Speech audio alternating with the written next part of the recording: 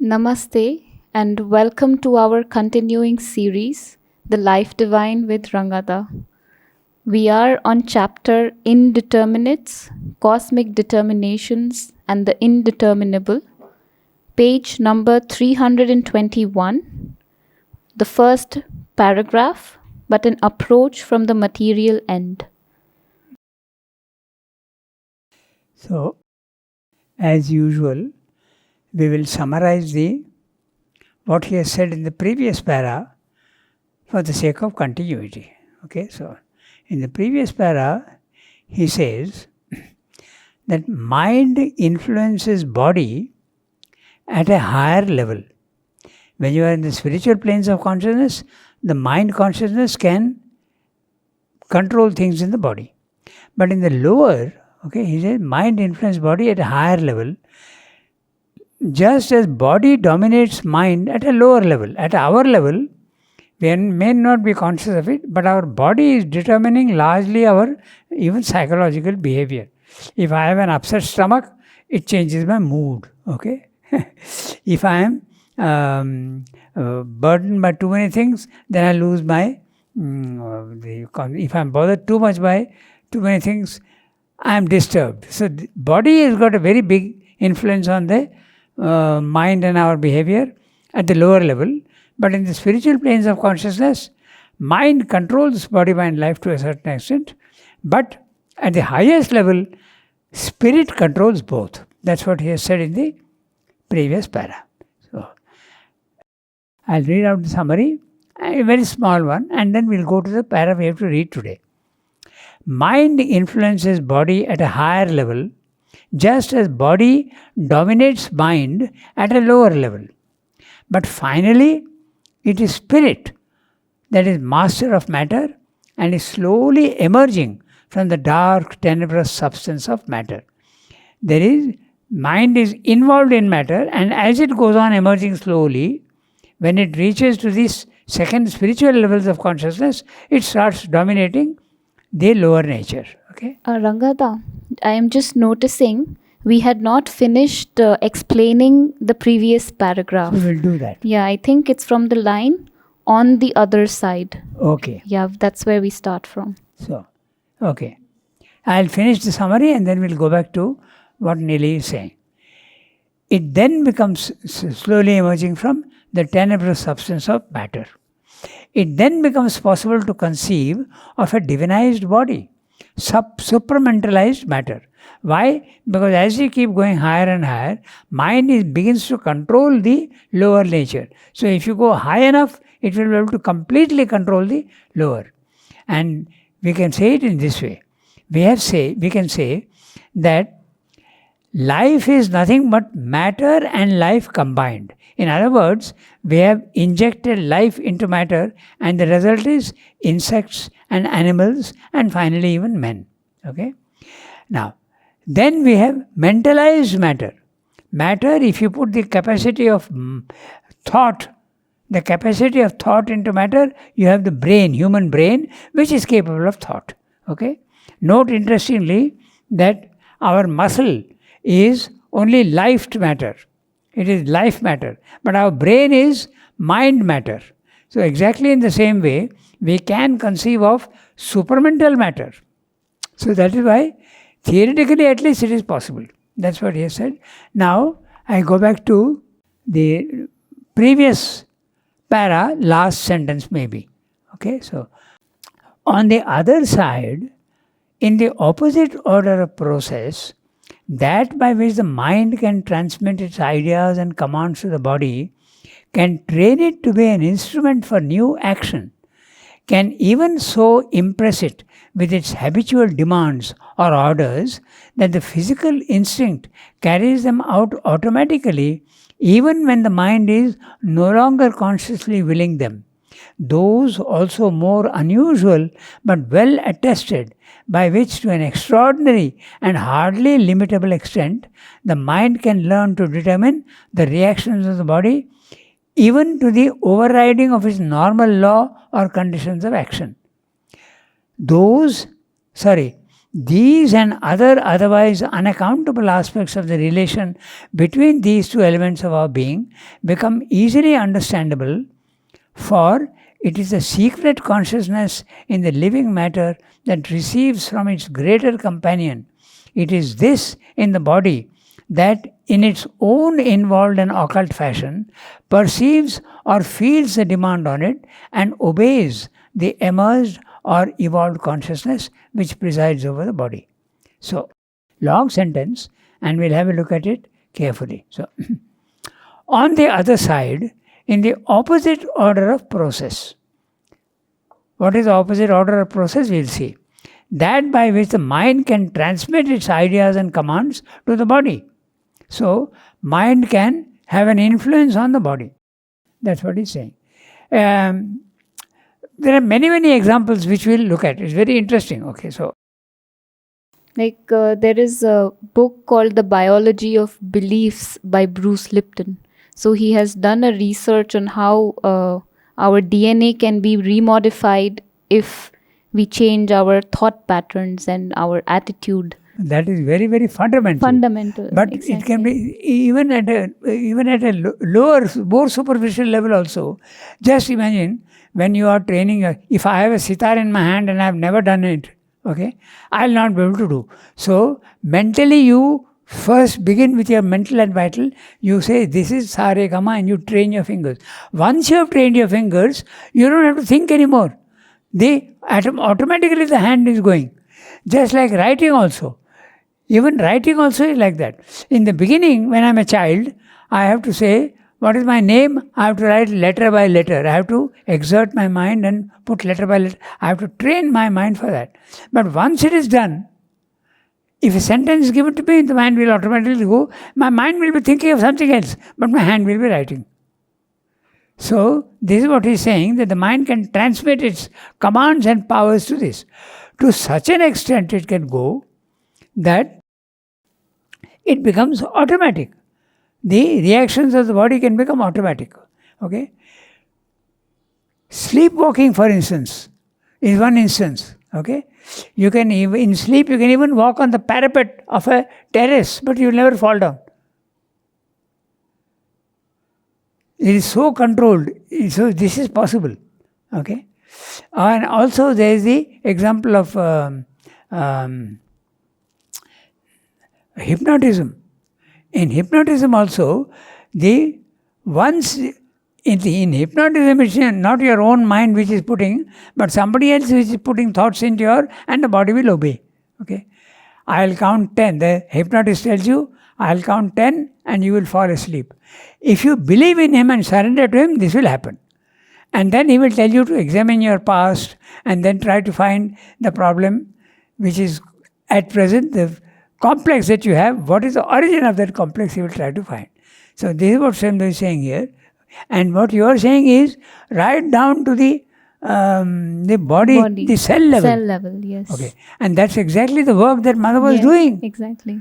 She is trying to change the conditions in the cell. Right.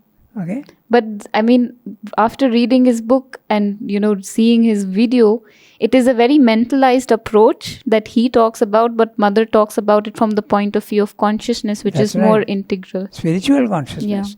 Yeah. Even mind can have a control over body-mind life, of the body, but spirit, that's what he said in the previous one, that finally it is spirit that controls everything. So, on the other side, in the opposite order of process, that by which the mind can transmit its ideas and commands to the body, can train it to be an instrument for new action. I'll give you another instance. You have heard of planchette. Automatic writing, what is called. Okay, Sriyamdas experimented with that. There is a medium, and the medium makes himself calm and quiet, and he takes a pen, and there's a paper on top, and and then they call a spirit. Okay, and the spirit starts telling you. You ask questions. Okay, and the spirit starts. It's a disembodied being. Okay, he doesn't have a body, but he is a man or a soul or whatever it is, a consciousness, and he starts. Your hand automatically goes on writing. No interference by the mind.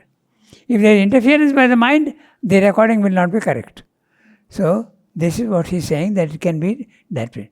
It can transmit its ideas and commands to the body, can train it to be an instrument for new action, can even so impress it with its habitual demands or orders that the physical instinct carries them out automatically, even when the mind is no longer consciously willing them. You may be even writing and you may be thinking of something else. The mind is somewhere else. Okay, so even when the mind is no longer consciously willing them. Those also more unusual but well attested, by which an extraordinary and hardly limitable extent the mind can learn to determine the reactions of the body, even to the overriding of its normal law or conditions of action. I think he's hinting at levitation here. I think that's what he's saying.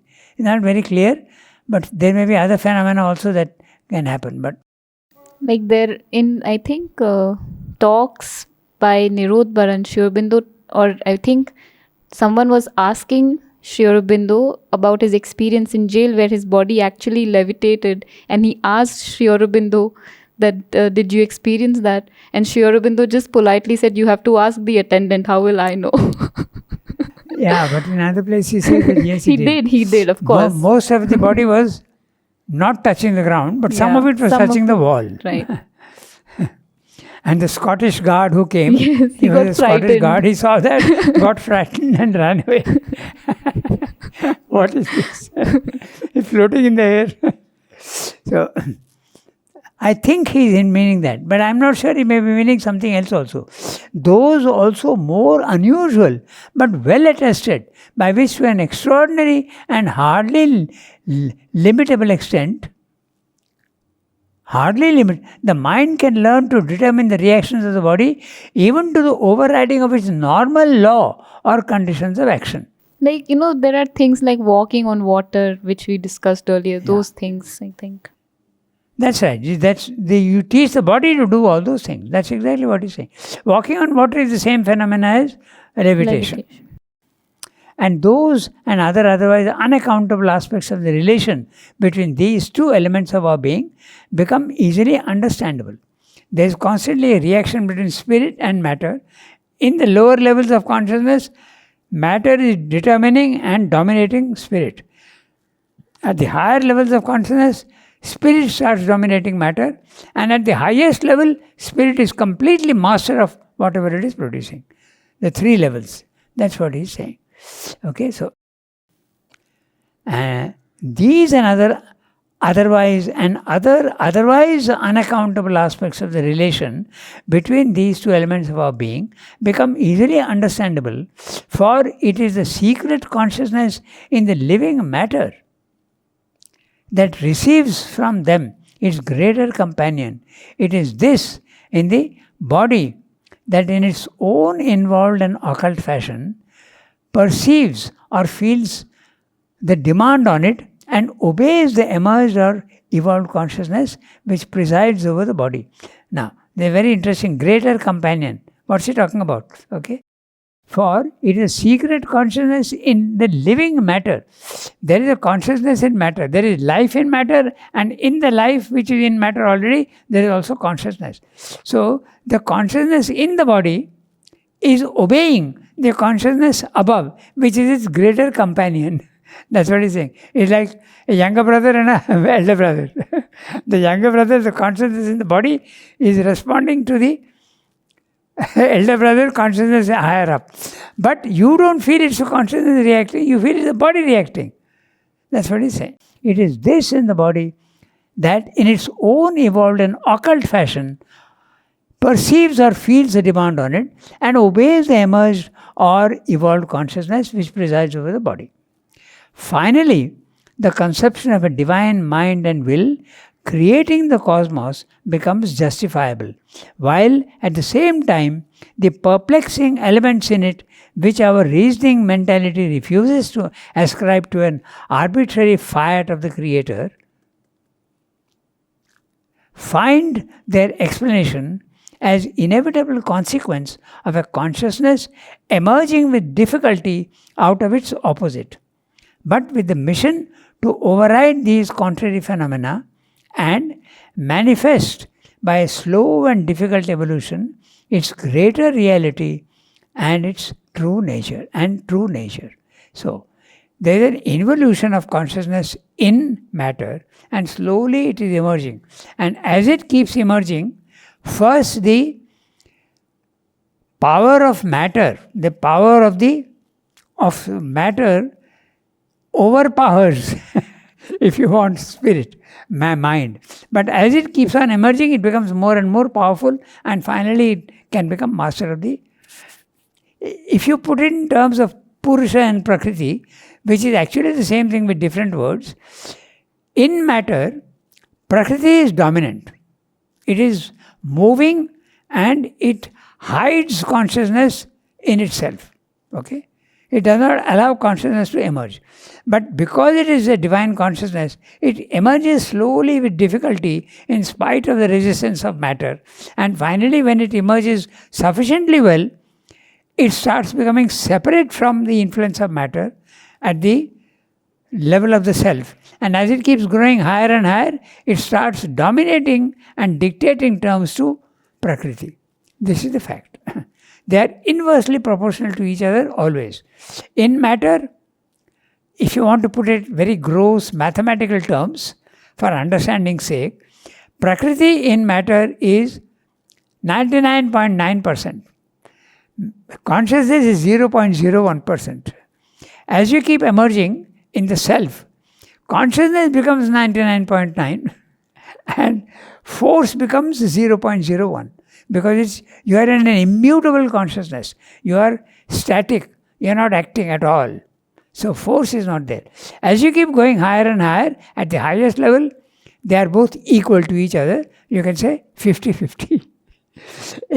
A very crude way of explaining, but it is easy to understand that.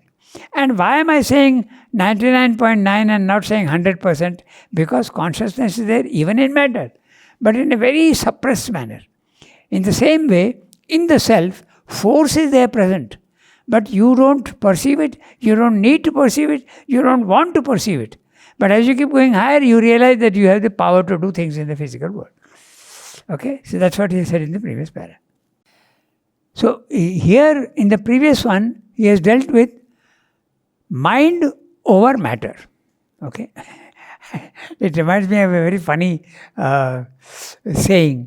This is a big problem in philosophy. Mind and matter. Matter. You know, you've heard of that? Yeah. The question, what is mind? The answer can well be, does it matter? Never mind. And what is matter? Never mind. It's interesting. In other words, very difficult to solve the problem. Okay, so we read the para now. But an approach from the material end of existence cannot give us any certitude of validity for this hypothesis. He has been examining a hypothesis that before the hypothesis there is a problem. So the attempt is how to find the problem. So I repeat the problem for the sake of the total comprehension. We are having class once a week only, so we forget what has been. He notices first that there is a law and an order in the physical world. Okay, there is a rigid law that operates. Laws operate. There doesn't seem to be any freedom at all. I can tell you precisely when the sun will rise tomorrow because there is a law. Okay, and a cat is going to give birth only to a cat, a kitten, not anything else. A mango tree will produce only a mango tree. So there is a great law and a fixity of things. But at the same time, he is seeing that there is a variation. From where is the variation coming? A cat may give 5 kittens, but each one is different color, different size. They may even be different. Even twins sometimes have different natures in human beings. Okay, so this is the problem. There is law, and yet there is a chance element of freedom. So which is the one that is creating this world? what is it that is operating? That is a principle, that's a problem. So he began with a hypothesis. He says, let us imagine there is a consciousness using its own force to create the world. So that is the hypothesis that he has examined. Okay? So now he is referring to that. But an approach from the material end of existence cannot give us any certitude of validity for this hypothesis, or for that matter, any other explanation of nature and her procedure. The veil cast by the original inconscience is too thick for the mind to pierce, and it is behind this veil that is hidden the secret origination of what is manifested. There are seated the truths and powers underlying the phenomena and processes that appear to us in the material front of nature. He is telling you that if you start from matter, you can't solve the problem of consciousness. But now, he wrote this 100 years ago. But today, science is discovering that matter is not the only reality. That consciousness also is a fundamental reality. So they have broken the barrier to a certain extent. But they have still not realized from where this consciousness is coming or what it is. Okay, so like in an interview with Narad was like being asked, at what level is the sadhana going on, and that was in around 1986 or something like that. And he said it's going on at a very physical and subconscious level. And he said the final victory will come when the battle is won at the inconscient level. And that is what he is saying here, when the veil of the inconscient plane is lifted, that is where the secret is hidden. Yeah. And he says also something very interesting, because Sri Aurobindo's humor is always with a point. The one you are referring to, he tells Narada that I am trying to find the secret of matter, because that is the real problem. Matter is the one that is not allowing spirit to come out. So I have developed my own Einsteinian formula, yes. He says. And then he says, just as he says about the Superman also, he says, I have got the tail of the Superman. Yeah. So his humor is always full of absolute truth. Okay, so it's very interesting. Yeah, that is, you can refer also to the poem God's Labor. To be able to allow consciousness to enter into matter and change it, he has to do that work. So he has to make his own matter capable of receiving the consciousness from above. So that was the work he was engaged in, and that was the work that finally Mother was doing at a cellular level. Okay, so it has not yet been done, but it is going to be done, that is sure. So, he is saying that if you go from matter upwards, you will never be able to solve the problem of consciousness coming and doing this. But an approach from the material end of existence cannot give us any certitude of validity for this hypothesis of consciousness producing the physical world, or for that matter, for any other explanation of nature and her procedure. The veil cast by the original inconscience is too thick for the mind to pierce, and it is behind this veil that is hidden the secret origination of what is manifested. There are seated the truths and powers underlying the phenomena and processes that appear to us in the material front of nature. Everything is hidden. The supermind is there, even God's presence is there, hidden in matter. That has to be unveiled. To know that greater certitude, we must follow the curve of evolving consciousness until it arrives at a height and largeness of self-enlightenment in which the primal secret is self-discovered. For presumably, it must evolve, must eventually bring out what was held from the beginning by the occult original consciousness in things, of which it's a gradual manifestation. I'll read the whole para, we'll come back to it. In life, it would be clearly hopeless to seek for the truth. For life begins with a formulation in which consciousness is still sub-mental, and therefore to us as mental beings and therefore to us as mental beings, appears as inconscient or at most subconscious. And our own investigation into this stage of life, studying it from outside, cannot be more fruitful of the secret truth than our examination of matter.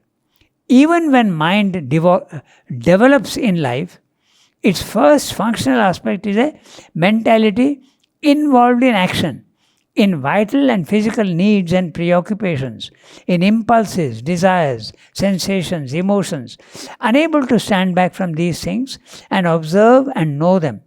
In the human mind, there is the first hope of understanding, discovery, a free comprehension. Here we might seem to be coming to the possibility of self-knowledge and world knowledge. But in fact, our mind can at first only observe facts and processes, and for the rest, it has to make deductions and inferences, to construct hypotheses, to reason, to speculate. In order to discover the secret of consciousness, it would have to know itself and determine the reality of its own being and process. But as in animal life, emerging consciousness is involved in vital action and movement. So in the human being, mind consciousness is involved in its own whirl of thoughts, an activity in which it is carried on without rest, and in which its very reasonings and speculations are determined in their tendency, trend, conditions by its own temperament, mental turn, past formation and line of energy, inclination, preference, an inborn natural selection. We do not freely determine our thinking according to the truth of things. It is determined for us by our nature.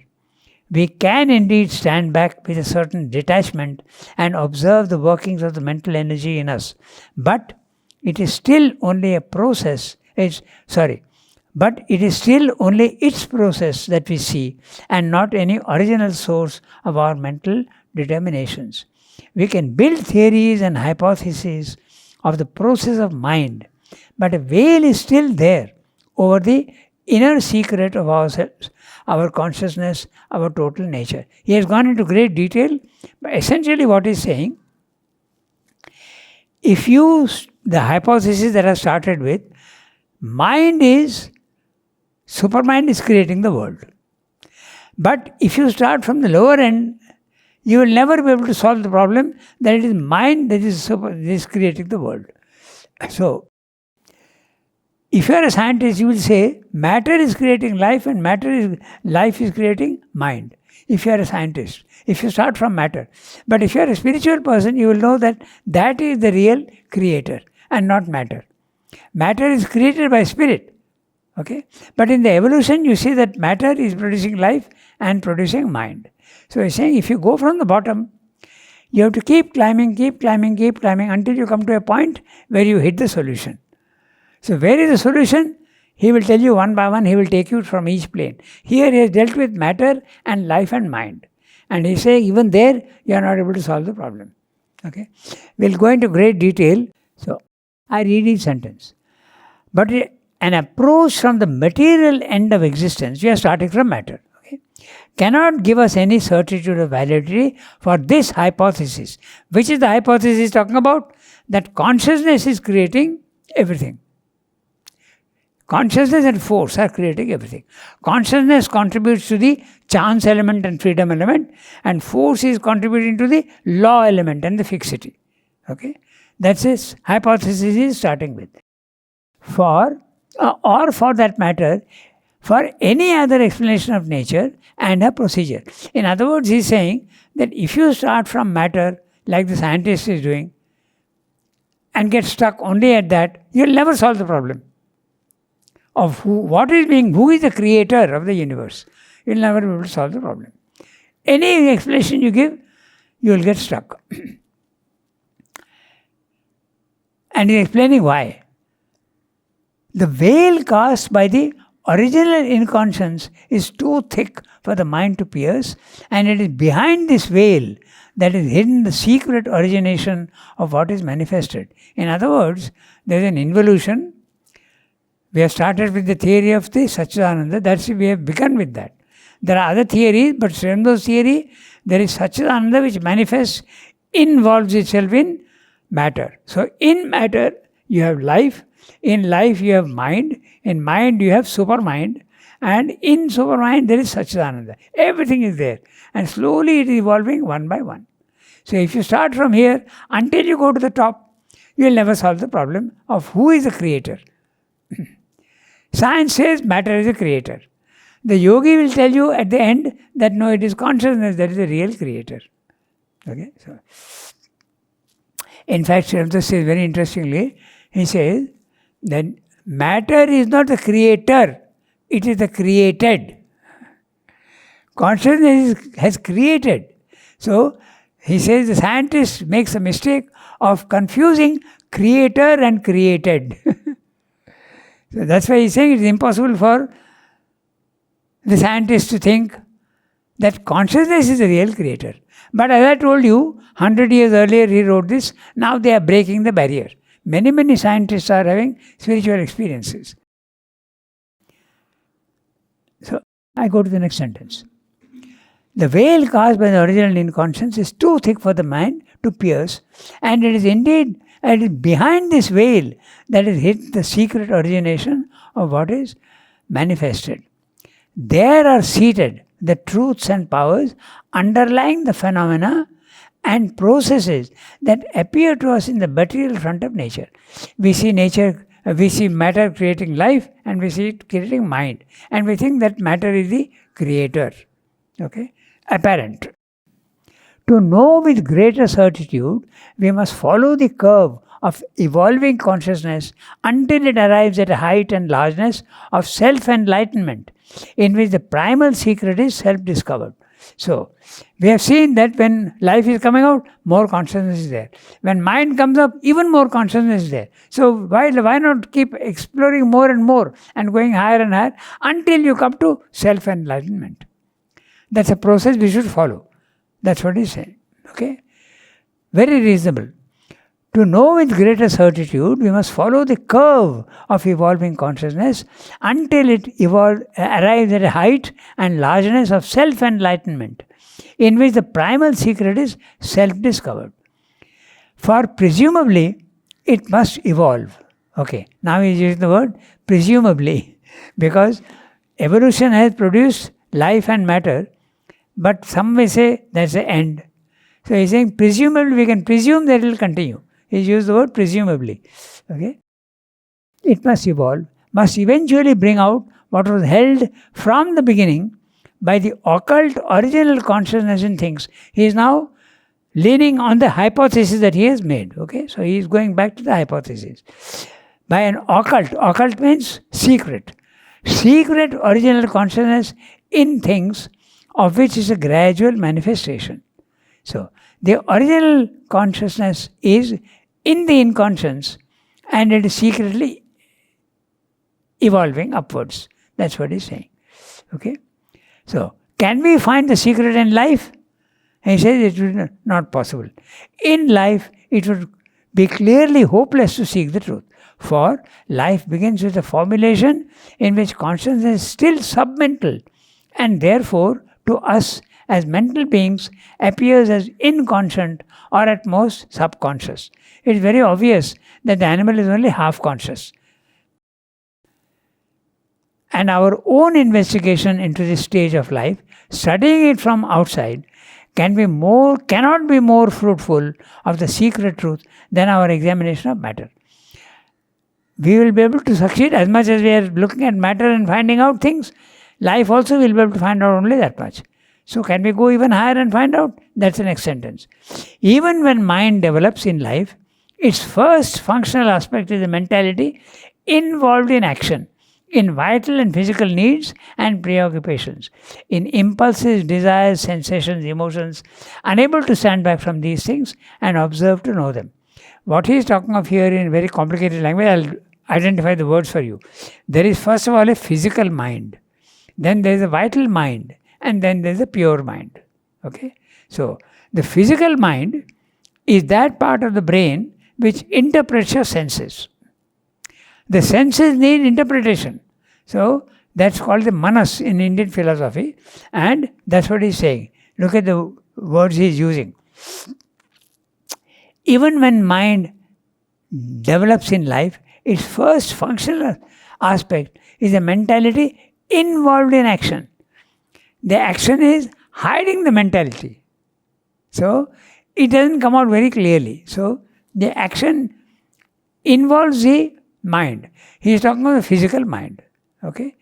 Then it comes out in physical needs and preoccupations, then in impulses, desires, vital sensations and emotions. This is the vital mind.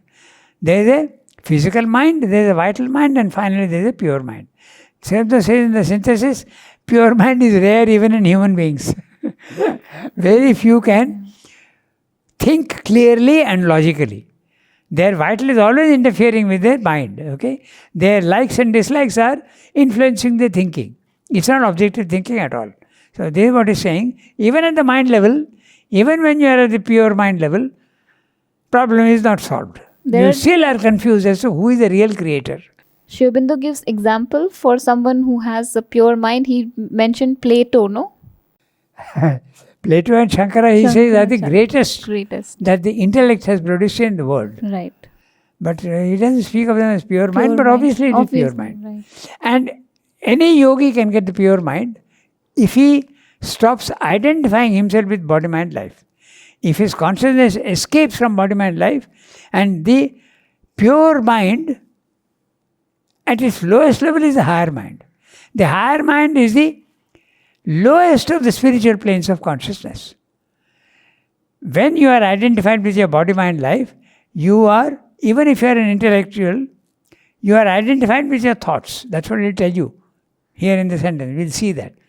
You are identified with your thoughts. You are thinking, I am thinking. Actually, he'll tell you that thoughts are occurring and you have to observe your thoughts as though somebody else is thinking. Could we say Nulinida had a pure mind? He was certainly at a higher level of consciousness.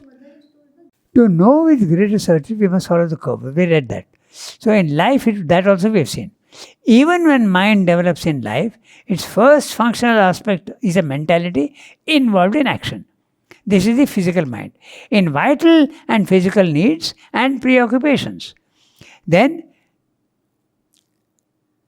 in vital and physical needs and preoccupations. Then, in impulses, desires, sensations, emotions. Your mind, which is agreeing to your vital, okay, and desires, and justifies them. That's a vital mind. Unable to stand back from these things and observe them and know them. In the human mind, there is the first hope of understanding, discovery, a free comprehension. Here, we might seem to be coming to the possibility of self-knowledge and world knowledge. So, actually, when he is talking about the physical mind and the vital mind, he is including the animals. But in human beings, he is saying, the possibility of a pure mind comes up. Actually, in the synthesis, is that very few are the human beings who have a pure mind. Okay? Mostly they let their desires and their impulses guide them. The mind is influenced by your vital and the body also. Okay? So, in the human mind, there is a first hope, not a certitude, of understanding, discovery, a free comprehension. Here we might seem to be coming to the possibility of self-knowledge and world knowledge. Self-knowledge, knowledge about yourself internally, psychologically. And world knowledge, science. Okay? Knowledge of the world. But in fact, our mind can at first only observe facts and processes. And for the rest, it has to make deductions and inferences, construct hypotheses, to reason, to speculate. So, science is always proceeding on observation, continued observation, and then you make a hypothesis. And the hypothesis must fit all the facts. Then, a day will come when those new fact comes up and you have to change your hypothesis. So, that is the way it proceeds in the physical world. And you can see in science also very clearly like that. Okay, there is I don't remember the exact terms, but when Einstein came, he gave a new orientation to it. Then, now when the other scientists are coming, they are saying that consciousness is the determinant. So things are going on changing upwards. But still you have not solved the problem. Okay, so what is the problem? Who is the creator? That is the real problem. So possibility of seven world. But in fact, our mind can at first only observe facts and processes, and for the rest it has to make deductions and inferences. Okay? So, but deductions and inferences, to construct hypotheses, to reason, to speculate. You make things. Now, these two words are there, deduction and inference. Okay? Deduction and induction. These are terms used in in logic. Okay? Deduction is you observe certain things. You proceed from a hypothesis and then you come to a conclusion. The deductive process, deduction is and induction. There are two methods. One is you make a hypothesis. Let us say man is mortal. Sorry. Yes. Man is mortal. Soumya is a man. Therefore, he is mortal. This is deduction process. Induction process is the other way around.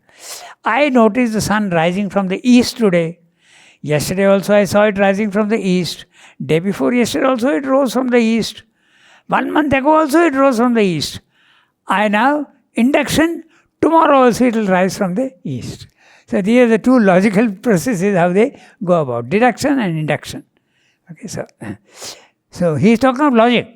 The mind uses logic, that's what he is saying, to construct hypotheses, to reason, to speculate. In order to discover the secret of consciousness, it would have to know itself and determine the reality of its own being and process. Mind has to know itself. But mind is very busy trying to know the outside world, but it has to know itself. Okay? So, and determine the reality of its own being and process. But as in animal life, the emerging consciousness is involved in vital action and movement. So in the human being, mind consciousness is involved in its own whirl of thoughts. What's he saying? He's saying that we are completely identified with our thoughts and we think that we are thinking. But I'll go step by step, then you'll understand. I can observe my body. Okay? I can see that yesterday I had an injury and now it is paining. I am observing my body. You can do that. Can you observe your own emotions? When you are angry, can you observe your emotion? You can observe after it has happened. But if you have the capacity of observing your anger when it's happening, you are already in control. Normally it happens afterwards. Oh, I was angry yesterday, I should not have been angry. You can observe your emotions, but after a gap of time. In the thoughts also, yesterday I was thinking of going there, so I am observing my thought, but after it has occurred. Do you have the capacity to observe your thought while it is occurring? That's a separation of the mind observing itself. Then you are in pure mind. That's what he's saying. Okay? You have to lose your identification with your thoughts. Okay? So, mind consciousness is involved in its own whirl of thoughts, an activity in which it is carried on without rest and which in its very reasonings and speculations are determined in their tendency, trend, conditions by its own temperament, mental turn, past formation and line of energy, inclination, preference. All these belong to the mind. An inborn natural selection. Now he is telling you the truth. We do not freely determine our thinking according to the truth of things. It is determined for us by our nature. You have a physical nature, you have a vital nature, and you have a mental nature. Some people are intelligent, some people are sharp, some people are not. So that's your nature. And it is universal nature which is putting thoughts into your mind. And you are not thinking, you are only reflecting the thoughts that are coming into your mind. So thoughts are occurring in you. You are not thinking. This you can observe when you separate yourself from your thoughts. The mental Purusha separates itself from the Prakriti Purusha, the Prakriti mind. Sorry. The mental Purusha separates itself from the mental Prakriti. The mental Prakriti is the brain in which thoughts are coming from outside and you are watching them. I am not thinking. Thoughts are occurring in my mind. I am seeing them. Then there is a possibility of finding the truth. That's what he's saying. Okay? We do not freely determine our thinking according to the truth of things. It is determined for us by our nature. We can indeed stand back with a certain detachment and observe the workings of the mental energy in us. But it is still only its process that we see and not any original source of our mental determinations. We can build theories and hypotheses of the process of mind, but a veil is still there over the inner secret of ourselves, our consciousness, our total nature. So, even when you have got a pure mind, you still have not solved the problem. There is still an ignorance even in the mind. And this ignorance continues even to the spiritual planes. It continues. It goes up, up, up, up. Srila says even the overmind consciousness, which is very high, that also is a source of ignorance. So we'll continue with the next para next time. If you start from matter, you begin with the idea that universe is creating life and mind. But you still can't solve it. It's not clear to you at all. So you have to keep climbing, keep climbing, keep climbing. That's what he's saying. Next we'll see how he goes on from one plane to another plane.